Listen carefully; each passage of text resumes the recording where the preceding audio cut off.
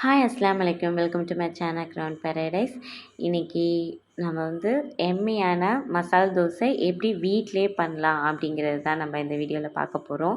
ரொம்ப ஈஸியான ரெசிபி, எல்லாருக்குமே பிடிச்ச ரெசிபி. ஹோட்டல் போனால் மேக்ஸிமம் எல்லோரும் ஆர்டர் பண்ணுறது மசால் தோசை தான். அதை நம்ம வீட்டிலே சூப்பராக செய்யலாம். எப்படி பண்ணலாங்கிறத வீடியோவில் பார்க்கலாம். வாங்க வீடியோக்குள்ளே போகலாம்.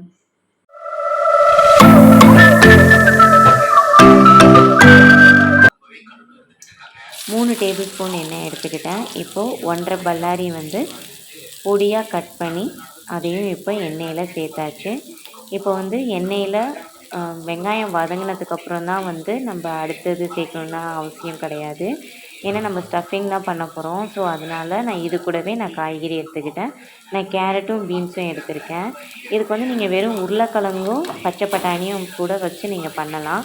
பட் நான் வந்து குழந்தைங்க சாப்பிட்றதுனால நான் கொஞ்சம் ஹெல்த்தியாக இருக்கட்டுமேன்னு சொல்லிவிட்டு நான் வந்து கேரட்டும் பீன்ஸும் நான் ஆட் பண்ணிக்கிட்டேன். இப்போது இதை லைட்டாக வந்து இதை எண்ணெயோட கொஞ்சம் வெங்காயத்தோடு சேர்த்து வதக்கிட்டு கொஞ்சம் லைட்டாக வதங்கினதுக்கப்புறம் இந்த ஸ்டேஜில் நம்ம உப்பு சேர்த்துக்கலாம். இப்போ அதையும் நல்லா வதங்கினதுக்கப்புறம் இப்போ அடுத்தது காரத்துக்கு தகுந்த மாதிரி மஞ்சத்தூள், அப்புறம் வந்து மிளகாத்தூள், வேணும்னா நீங்கள் மிளகுத்தூள் கூட ஆட் பண்ணிக்கலாம். எப்போவுமே வந்து உள்ளே இருக்கிற மசாலா வந்து ரொம்ப சுல்லாப்பாக அந்த மாதிரிலாம் இருக்க வேணாம். கொஞ்சம் மீடியம் உரப்புலேயே இருந்தால் ரொம்ப நல்லாயிருக்கும்.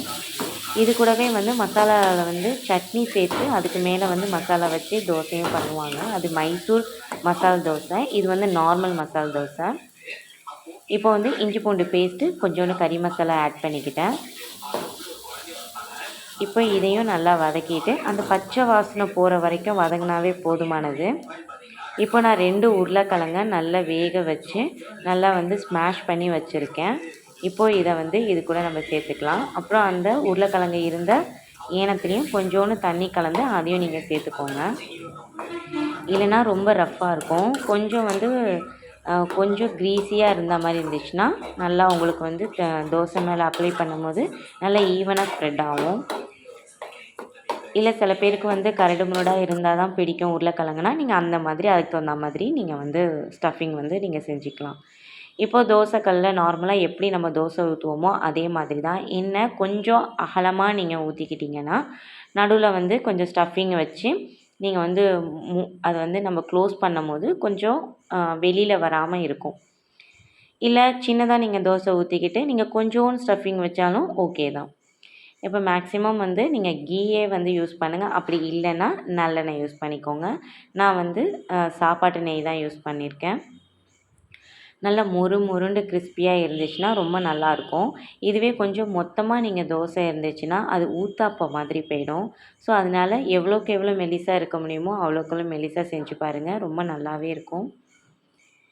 இப்போது கொஞ்சம் ஓரளவுக்கு வெந்ததுக்கப்புறம் மேலே இருக்கிற மாவை வந்து இப்படி கொஞ்சம் நல்லா அழுத்தி நீங்கள் விட்டுட்டிங்கன்னா அப்போ வந்து ஈவனாக ஆகிடும் உங்களுக்கு தோசை. இப்போது உங்களுக்கு வேணுங்கிற அளவுக்கு நடுவில் வந்து நம்ம மசாலா இது வச்சுட்டு நம்ம எவ்வளோக்கு தூரம் நீங்கள் வந்து அகலப்படுத்திக்கிறீங்களோ அவ்வளோ தூரம் அகலப்படுத்திக்கோங்க. நான் வந்து கொஞ்சமாக தான் வச்சேன். ஏன்னா வந்து நிறைய ஸ்டஃபிங் வச்சு எங்கள் வீட்டில் கொடுத்தோன்னா அவங்க வந்து அந்த ஸ்டஃபிங் மட்டும் அப்படியே ஒதுக்கி வச்சுருவாங்க. வேணுங்கிற அளவுக்கு சாப்பிட்டு மிச்சம் அப்படியே அது வந்து வேஸ்ட்டாக போயிடும். ஸோ அதனால் நான் கம்மியாக தான் நான் வச்சுருக்கேன். நீங்கள் வந்து உங்களுக்கு விருப்பப்படி நீங்கள் வச்சுக்கலாம். இதை வந்து அப்படியே ஈவனாக 2ஆக செமி சர்க்கிள் மாதிரி மடித்தாலும் சரி, இல்லை ட்ரையாங்கிளாகவும் மடித்தாலும் சரி. நான் வந்து ட்ரையாங்கிளாக தான் நான் மடிச்சிருக்கேன். இது வந்து குழந்தைங்க ரொம்ப வந்து இஷ்டப்பட்டு சாப்பிடக்கூடிய ஒரு டிஷ்ஷு. சில பிள்ளைங்களுக்கு வந்து சட்னி, சாம்பார்லாம் வந்து தொட்டு சாப்பிட இஷ்டம் இருக்காது.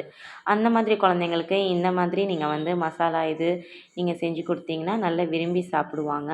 அவங்களுக்கு பிடிச்ச காய்கறியில் அவங்களுக்கு பிடிச்ச டேஸ்ட்டில் வந்து நீங்கள் இந்த மாதிரி நீங்கள் செஞ்சு கொடுத்தீங்கன்னா ரொம்ப ரொம்ப விரும்பி சாப்பிடுவாங்க.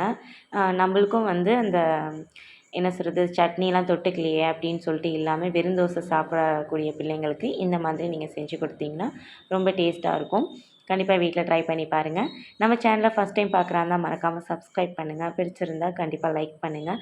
பக்கத்தில் இருக்கிற பெல் ஐக்கானை கிளிக் பண்ணுங்கள். அப்போ தான் நம்ம போடுற வீடியோ இன்ஸ்டண்ட்டாக உங்களுக்கு கிடைக்கும். அது மட்டும் இல்லாமல் இன்ஸ்டாகிராம் அண்ட் ஃபேஸ்புக்லேயும் க்ரௌன் பேரடைஸை ஃபாலோ பண்ணிக்கோங்க. தேங்க்ஸ் ஃபார் வாட்சிங்.